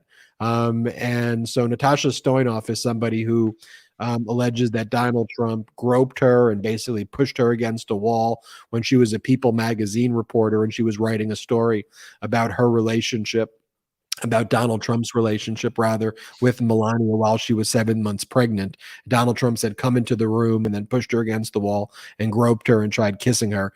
And so she's allowed to testify about what's called Me Too evidence. Even before the Me Too movement, it was called Me Too evidence, where other victims of somebody who's accused of sexual assault can testify of a pattern and practice of their behavior if certain threshold standards are met. But like when you look into it, like he's like complaining that Jean Carroll talked about like that they had a lot of lawyers there. Like what is he even like whining about? And one of the issues that he complained about is that he tried to insinuate that E. Jean Carroll hates all men because in her satirical book, she talks about, or the satirical moment in the book, she talks about sending all men to Montana and retraining them.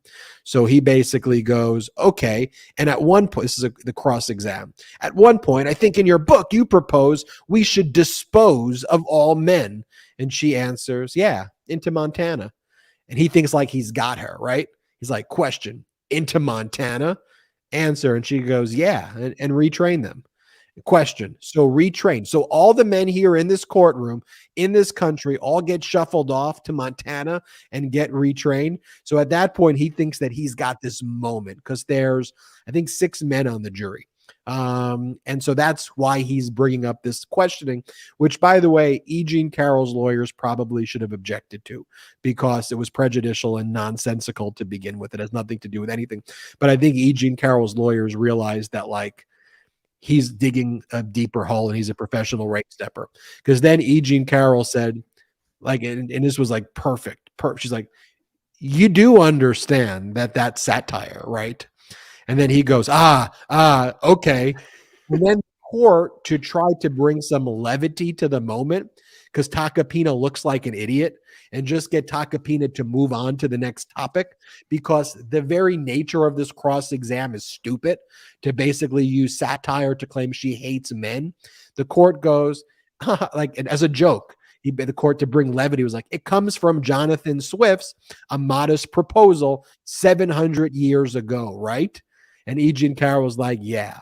And the court's like, all right, let's move on. It also does come from Jonathan Swift's A Modest Proposal. Like, read Jonathan Swift's A Modest Proposal. It is a satirical essay that is about that. It's about the poor. It's about the aristocracy. It's about the attitudes towards the poor of the rich. And it's known as being this piece of literary genius, one of the top satirical works in the entire English language that, through satire suggests that the impoverished Irish people could ease their economic troubles by selling their children as food to the rich. So that's what E. Jean is playing off of in her book. It's a reference to that's what her book's called. Her book is called What Do We Need Men For? A Modest Proposal. And so what Tacopina claims prejudiced their whole case such that they need a mistrial was that the judge this is what the implication was, that the judge kind of ran to E. Jean Carroll's defense and basically, like, supported her statement. And it comes from Jonathan Swift's, like, almost coached her and helped her. And it's like, that's the title of her book. And the judge was just doing that to actually help you, Tacopina, because you just got, like, humiliated by E. Jean Carroll, who just said, like, you realize I was joking, right? I don't believe that we should deport all men to Montana and retrain them. Like, you get that, right? And that was, like, one of the main points that he wants to make. And he also complained and whined that the judge, while not in the jury's presence, called out Donald Trump and Eric Trump for posting all of those things on the first day of trial, calling the trial a scam and a witch hunt and all the ridiculous things that they say in violation of court order. So this is how the judge dealt with the motion for mistrial. Court is now in session. All rise for the Honorable Judge Lewis Kaplan. Judge Lewis Kaplan goes, counsel, I'm denying your motion. You may ask your questions to the witness. It was just like that. That's what went down. Didn't even, I'm denying your motion. An 18-page motion, just denied like that. So good. Yeah, I mean, the motion, all those words on those 18 pages basically boiled down to, Judge, you're being mean to me, and attacking the judge, which is just a real stable genius move, folks, to attack the judge to try to declare a mistrial. But those are the kind of people we're working with. And once again, that's why I am highly critical of Joe Tacopina, or Tacopina, as the people in New York are calling him. I'm hearing it too all around here. Many people are saying Tacopina. But yeah, I mean, look, there's some in the comments saying what they're trying to do is set up an appeal. Yeah, true. But they're always going to do that. Like, that's their entire game. They're going to try to do anything they can to say, we've been treated unfairly. Donald Trump is a victim. So unfair, he had to go to Scotland. And it's like, look, he was too big of a coward to even show up to his own trial. And instead, he created some pretextual reason for why he was going to Scotland. And Brett, speaking about these foreign trips, I mean, just looking back at like whatever this DeSantis thing was and realizing that he spent over $600,000 of taxpayer money because his whole claim, dude, on just the flights, like that's not including everything else. That's not including the personnel. He took that Harlan Crow jet, that Bombardier. He did. Yeah, that was one of the jets he actually took. He took a bunch of private jets. He traveled around the country to random cities. He traveled around the world. And for what? Just to get humiliated? Like just the meatball hopping around the world, getting humiliated in every single country he went to. So he took, though, the most fanciest jet that's out there on the market, the Bombardier 5000. Like, what could he have done? I don't know. You work in the government. Like, you could take a commercial flight. Like, you could have your Secret Service. You could take a public servant, man. You're a public servant. And again, here's the thing. Like, when you have the Clarence Thomas debate, and I had this debate with some of my students at the law school, some of the undergrad students. I said, look, if Clarence Thomas wants to retire and he wants to fly on a Bombardier 5000 and he works with wealthy people that want to fly him around and that's part of his job as a private citizen, he could do that. I'm not criticizing the fact. Let me just say one thing. I don't think the people would be as friendly with him if he was not Supreme Court Justice Clarence Thomas. And therein lies the problem. And exactly, but here's the thing. There are certain positions where you are called the honorable this or that. He's called the honorable. He wears a robe. People rise for you, okay? Because you're supposed to be honorable. So be honorable. You don't get to have your cake and eat it 7. Like, you could just be a judge. It's a very respectable profession. You are the Supreme Court. You've reached the highest level and you could demonstrate humility. By the way, if you want to be a wealthy Wall Street banker and fly around in private jets, I'm okay with that. I think we should change our tax policies, though, to make it fair. I mean, when I talk about the total write-offs on private jets, I don't think that's a fair situation. But nonetheless, I think that if you're a wealthy person, go for it. But to your point, Brett, you're not acting honorable. Like, at this point, DeSantis, you are a public servant. That's your job. So now, while people in Florida are going through real issues and systemic generational problems, he's going to create. The Republicans are going to, for these 8 years of like damaging the state, the Republicans, they're all going to like blame once a Democrat comes into power, right? Because the Republicans are going to see what's going on. I mean, the state rather is going to see what's going on with the Republican Party, and they're going to be like, yeah, he screwed it up. And then they're going to blame the Democrat for it. Like, look, the insurance policies are bad at all. The Democrat did it. Like, that's their go-to move. It's like, you're destroying the state. People have to flee your state because it's hateful now. And sure, are people coming into the state because like you have policies where you don't collect taxes and you don't do any? Yeah, and it's Florida. It's a beautiful state. Like, it's objectively beautiful. So you do that, and then you don't charge people taxes, and you go, look what the great work I'm doing. It's like, I'm not so sure. Yeah, I mean, people in Florida are really suffering, and I've been reading a lot of stories about people who got there with those promises from these Republicans. Look, come to this, bastion of freedom and lower taxes, and now they're there, and they have to push back their retirements. They have to take multiple jobs. They're having real trouble and are really struggling because this insurance crisis especially has gotten really bad in Florida. And I know any of our listeners from the state could attest to that rates have just completely skyrocketed, in some cases doubling, tripling, quadrupling. Some insurance companies just completely left the market. They're like, we're not even in this. And then you put that with all the other autocratic fascist policies that DeSantis is implementing every day. And a lot of people are like, oh man, like, I'm really regretting this. What the heck am I doing? And so while all that suffering is going on, you have DeSantis running his shadow presidential campaign. We also the bobblehead moment.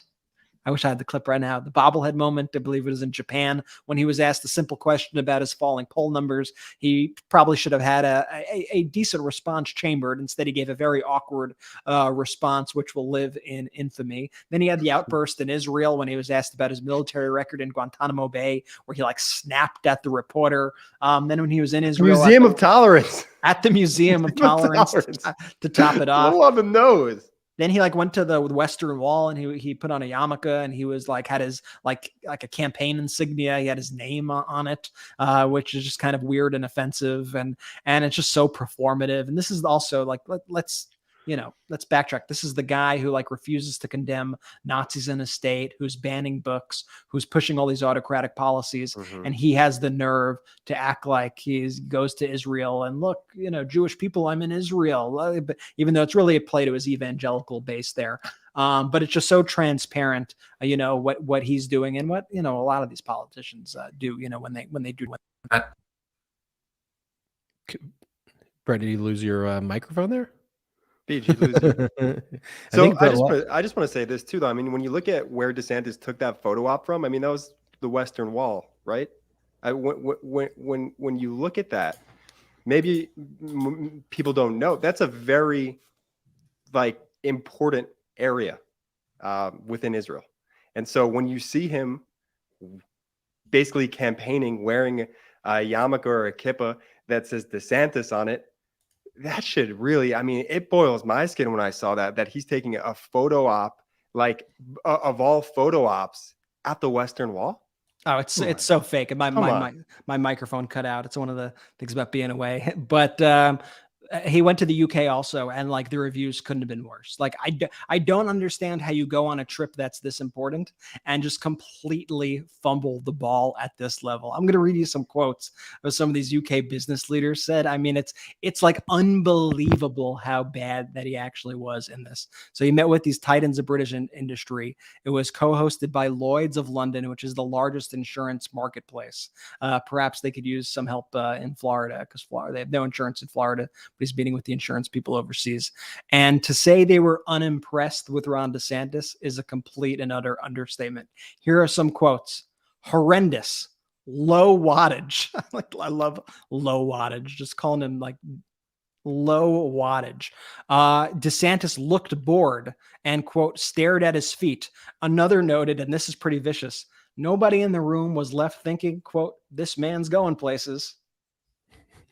But they go outside of their bubbles and they get exposed. And it's one of the reasons why I like to It's one of the reasons I like to cover these congressional hearings, because again, we call these MAGA Republicans professional rake steppers, because when they're finally there and they have to discuss things and have normal conversations, they're not behaving normally, setting aside behaving as leaders, which is what they're supposed to be doing.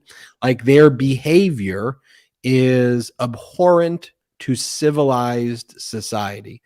When you are holding a hearing where your very essence of it is to spread some COVID disinformation that the head of the teachers union is responsible for school shutdowns and not the actual global pandemic and not Donald Trump mishandling it, but where you spend your time where you're supposed to ask questions in this already performative, disinfo-filled hearing, telling the witness, a mother of an adopted child, that she's not a real mother because she has a son through marriage or a child through marriage.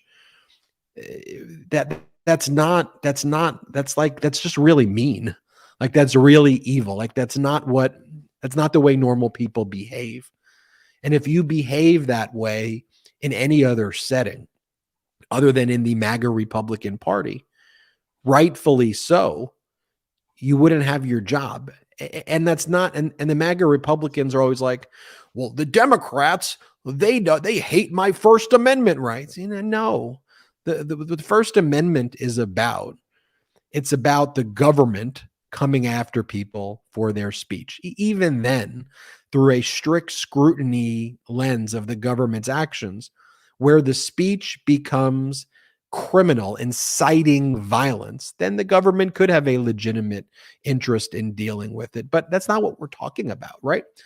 What we're talking about is actually not the First Amendment. It's actually being a good human, right? And what MAGA Republicans are being called out for are just basically being assholes and being jerks and being hateful people. There's this article that we posted, which is basically says, maybe becoming president takes more than just being a dick. And that's not a First Amendment issue. The First Amendment issue is my freedom of speech, our freedom of speech to criticize you for saying hateful things. If I'm walking around in a department store and the person in the department store is out there screaming at the top of their lungs anti-Semitic things and Nazi chants and just discriminatory, hateful things, you're in a department. I could say, stop it. What are you doing?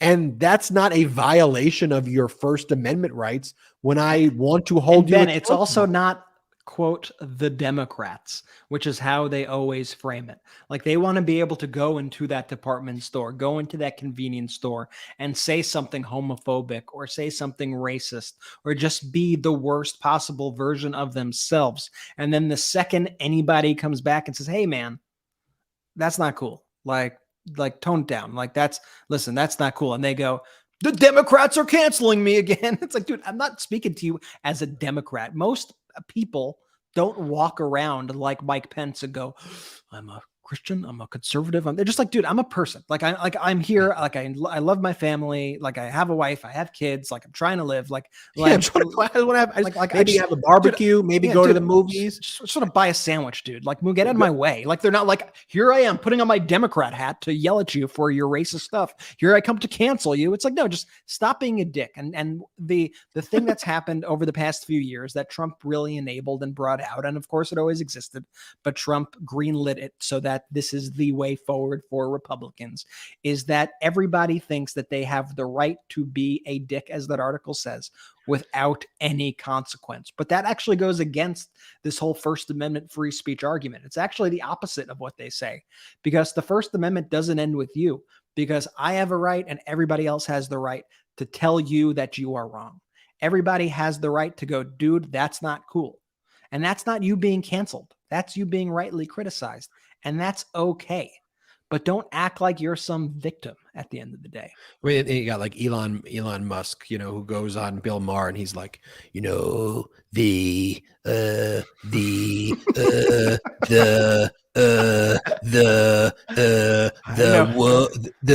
woke mind virus that is infecting all people. What I'm trying to say, Bill Maher, what I'm trying to say is that we all have that the woke mind virus is trying to stop everybody's First Amendment rights. And then Bill Maher's like, brilliant. I'm like, what the hell? It's like Mark throws him a light vest. Mark Levin. He throws him a Mark Levin. Yeah, I've talked to Supreme Court justices. I've talked to. I'm like, what the hell was that? I'm like, that's what in the world was that? And basically, all they're trying to say is they want to platform the most hateful people, and then they want no accountability when normal, decent people are like, that's freaking disgusting.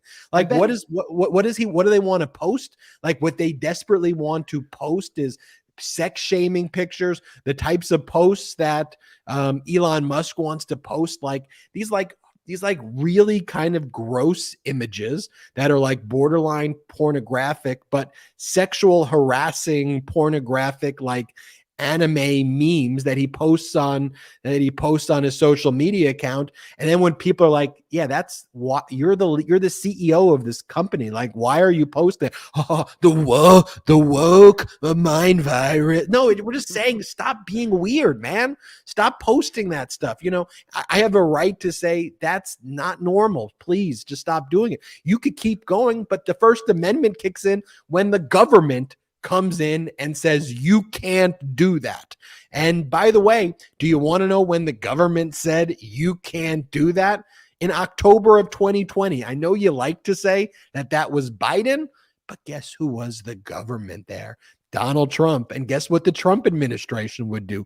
Actually, when they use the government, they would use the government to reach out to Twitter if there was a mean post about Donald Trump, and they would tell Twitter to take it down. The only post that Biden said take down was a post in the campaign said it, of a sex shaming weird video of Hunter Biden having consensual sex, because the MAGA Republicans, going back to the outset, are obsessed with that. So I want to take people out, though. This is what they're talking about. So this is Ronna McDaniel, whose real name is Romney, but she doesn't call herself Romney because that makes Donald Trump upset.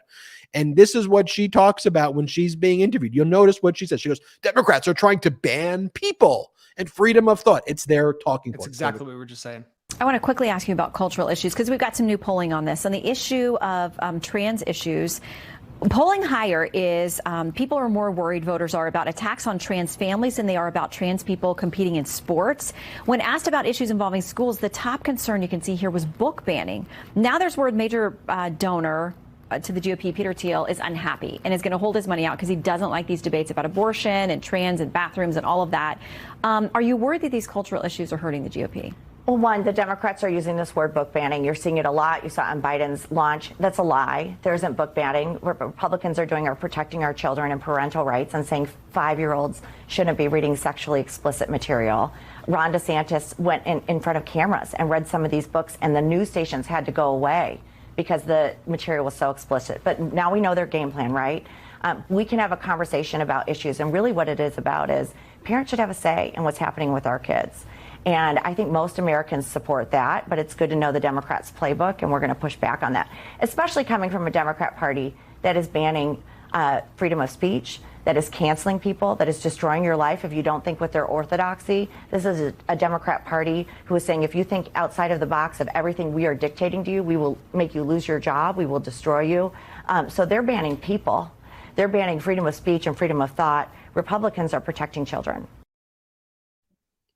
Yeah, I mean, it sums it up right there that they're banning people. If you say things that go against the orthodoxy, well, if you say things that are spreading Russian propaganda, it's not a democratic thing to call you out and go, why are you saying the Putin lies? Like, why are you doing that? Like, if you're out there spreading COVID disinformation, civilized if you're society. going outside in a restaurant or whatever and harassing somebody because they're gay or because they're transgender, guess what? You're the jerk in that situation. And most Americans are against that. And Ronna was confronted with an actual problem that it's her job to fix there. Most Americans, and it's actually an important point that was brought up to her, most Americans actually think your attacks on the transgender community are hateful, and they're actually stand against it. So you want to make this the crux of your campaign going into 2024?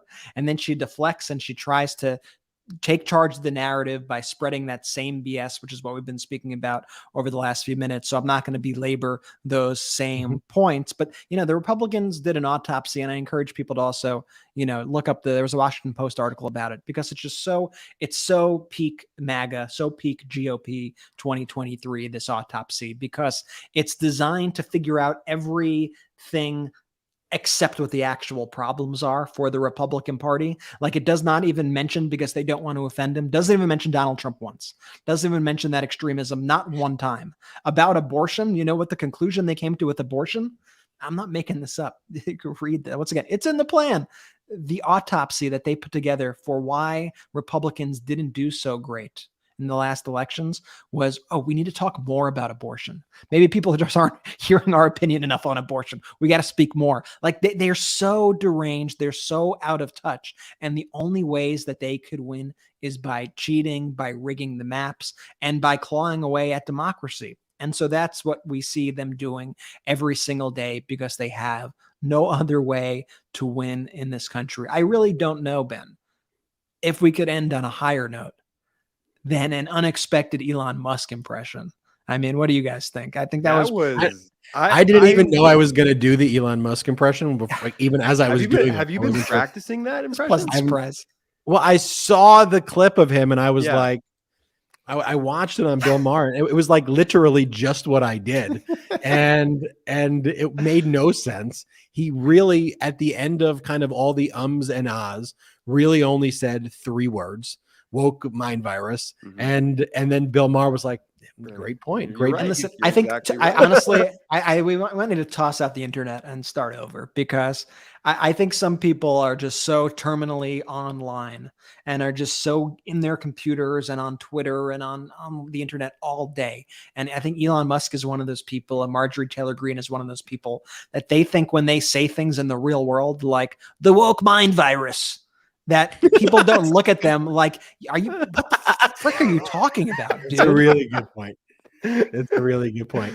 Yeah, people don't. Yeah, like, and that's. I saw one of the comments which basically says, "Okay, I love the show, but what can I do to kind of reach out to all of these people? How do we get them to listen?" First, I'll say this: right now, the MeidasTouch Network is, if you look at all of our views on digital, it does get more views than Fox. It does more views than any of these right-wing networks, kind of period, full stop. So to me, it is important to get the message out to a lot of people. I believe a lot of people need to hear the message, but ultimately it also is, what is the message? And, I frequently get asked, well, Ben, did you ever know you wanted to run like a political media company? And ultimately my answer is, I don't feel it's political. And I know that sounds strange, but I really don't. Like, I don't, for all of the political videos, quote unquote, I don't feel like a political person. And there's people like, Ben, you need to run for office. I see in the comments, and I appreciate that, but that's not really what I want to do. I really like doing this. And I think a lot of the views that we share here, I don't think should be political. Like, I just think let's treat all humans decently. Let's have intelligent conversation. Let's try to solve problems. Let's try to focus on issues that are really important to American people. Like, let's be fair. Let's make sure people have good working conditions. And let's focus on the fact that we want people to have jobs. I don't want people struggling paycheck to paycheck. Let's try to figure out those problems. I'm open to solutions. It doesn't always have to be a Democratic solution, but when I ask the Republicans, hey, what's your solution? Great M&M, Mr. Potato. And I'm like, oh, that's not a solution. You're just freaking saying woke mind virus. You're saying random things. That's not a solution. Like, I'm open to, if there's a constructive solution, like we could have that conversation. I guess I care about equality. I want to make sure women can control their own bodies and not have big government and people like Ron DeSantis and Donald Trump control their bodies. Like, to me, that shouldn't be like, oh, well, that's embodied in the Democratic Party. That should be embodied in America. And then we could have different ways of how we achieve those goals and hopefully have normal conversations, and we're not screaming at each other, and ultimately solve the problem. So as I like to think about it, how do we reach out to Americans? We should just talk like Americans. We should talk like human beings. Mm-hmm. We should just talk like people who care about character, right? Who care about decency. And if people are repelled by that, you'll expose them. If that angers the people, then call them out. What I am ultimately confident about is that there are, and I truly feel optimistic, it's not just the glass half full mentality. I truly believe that there are significantly more people who care about love and compassion and decency and intelligence than people who are MAGA Republicans who hate. I truly believe that. So I think what we have to do is we have to orient the media around really those views, those commonalities. And while CNN tries to become the next Fox and Fox lose viewers to, what you should be doing, what everyone should be doing, it's not a secret, right? We should be focused on reimagining the way the media is done, but reimagining the ways it should be done with humanity, with compassion, with decency, with intelligence, just trying to solve problems. That's why I love the Meidas Mighty. That's why I love this pro-democracy community here. It's why we're so grateful for all of you, for all of your support. None of this is possible without you. So share these videos. Share the podcast, subscribe, not just on our YouTube channel, but subscribe as well wherever you get your audio podcast. It helps the show if you subscribe on audio. So if for whatever reason you're not subscribed on audio, subscribe there. For all our audio listeners who don't see our YouTube, check out our YouTube. I think you will like it. Also, you can check us out at patreon.com/MeidasTouch, patreon.com/MeidasTouch. That's one of the ways we fund this network. We don't have outside investors. I know probably not the best business model, but I think doing it grassroots is the right way. One of the membership tiers we have is a tier called an honorary producer, but there are a lot of other tiers as well. And here on the screen now, we have all of our honorary producers. For those just listening to audio, thank you to our honorary producers, but thank you to all of our patrons. You can also check out our gear at store.MeidasTouch.com, 100% made in the US, 100% union made. That's store.MeidasTouch.com. Check that out there. I've got a new political beatdown tomorrow. I'm doing at noon Pacific, 3 Eastern with Michael Cohen, who was just deposed in the New York Attorney General case. We'll talk about his deposition. A lot of exciting stuff coming our way. And again, thank you all so much. Jordy, I'll let you take it away. Shout out to the Meidas Mighty.